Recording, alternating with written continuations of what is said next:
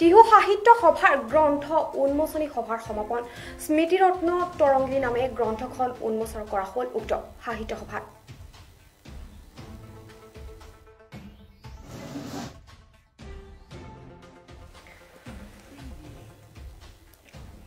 টিহুৰ সাহিত্য সভাৰ গ্ৰন্থ উন্মোচনী সভা সম্পন্ন। টিহুৰ এগৰাকী কৃতি শিক্ষক, লেখক, সমাজ হিতৈষী, লোক সংস্কৃতৰ অনুৰাগী ৰত্নেশ্বৰ শৰ্মাৰ জীৱন কৃতি আলোকপাত কৰি আৰু অন্য প্ৰাসংগিক লেখাৰে সাংবাদিক সাহিত্যকৰ্মী পংকজ বেজবৰুৱাৰ সম্পাদনা কৰা আৰু টিহু সাহিত্য সভাৰ দ্বাৰা প্ৰকাশিত স্মৃতিৰত্ন তৰংগিনী নামৰ গ্ৰন্থখন আজি উন্মোচন কৰা হয়।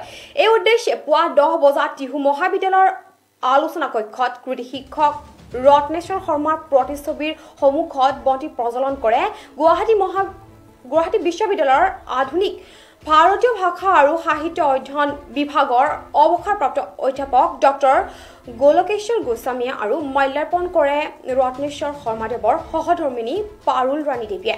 ইয়াৰ পাছতে টিহু সাহিত্য সভাৰ সভাপতি শংকৰ কুমাৰ দাসৰ পৌৰোহিত্যত অনুষ্ঠিত গ্ৰন্থখন উন্মোচন কৰে অসম মহিলা বিশ্ববিদ্যালয়ৰ ভাৰপ্ৰাপ্ত উপাচাৰ্য তথা অসম কৃষি বিশ্ববিদ্যালয়ৰ গৱেষণা সঞ্চালক অধ্যাপক ডক্টৰ অশোক ভট্টাচাৰ্যই। টিহু মহাবিদ্যালয়ৰ অধ্যক্ষ ডক্টৰ কিশোৰ কুমাৰ তালুকদাৰে আদৰণি সভাখন প্ৰদান কৰাৰ অনুষ্ঠিত বিশিষ্ট আলহী হিচাপে ভাগ লয় নলবাৰী জিলা সাহিত্য সভাৰ প্ৰাক্তন সভাপতি কৰুণাকান্ত কলিতাই।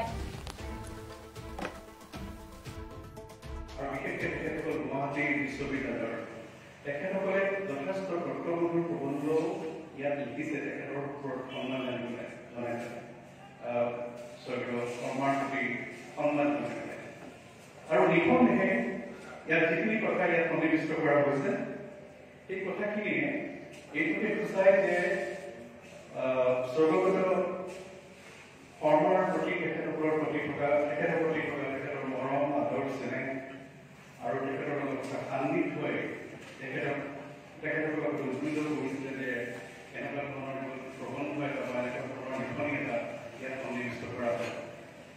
গতিকে তেখেতৰ জীৱন আলোকপাত কৰাৰ উপৰিও ইয়াত যিখিনি তত্ত্বগধুৰ প্ৰবন্ধ উল্লেখ কৰা হৈছে, ইয়াত সন্নিৱিষ্ট কৰা হৈছে, সেইখিনি নিঃসন্দেহে বিশেষকৈ সংস্কৃতৰ ছাত্ৰ ছাত্ৰী তথা গৱেষকসকলৰ কাৰণে এটা সমল হ'ব পাৰে বুলি মই বিশ্বাস কৰোঁ।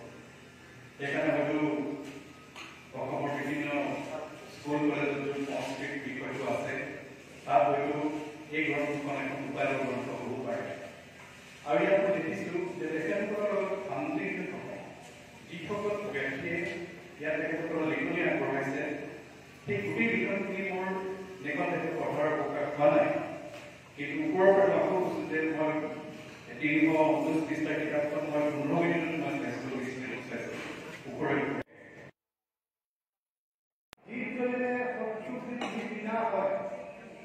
আৰু সেইকাৰণে আমি এই দ্বীপ বন্তি আমি নমস্কাৰ জনাব লাগে, আন্তৰিক কৃতজ্ঞতা প্ৰকাশ কৰিব লাগে দ্বীপৰ প্ৰতি। মোৰ প্ৰয়োজন অনুসৰি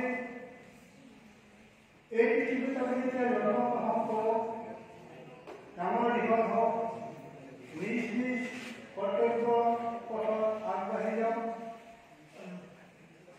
তেতিয়া এটা কথা আমি দৃষ্টিআগত কৰিব লাগে যে মই ভাবোঁ যে আমাৰ প্ৰত্যেকগৰাকী মানুহৰ অন্তৰতে একোটা দ্বীপ আছে, এগৰাকী দ্বীপ বন্তি আছে।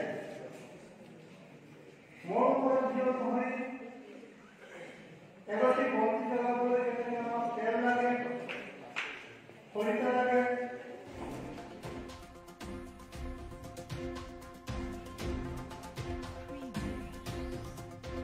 আৰু ইয়াৰ লগে লগে ষ্টুডিঅ' মই বিদায় লৈছোঁ। পৰৱৰ্তী খবৰৰ বাবে চাই থাকিব আপোনালোকৰ প্ৰিয় চেনেল PI নিউজ। ধন্যবাদ।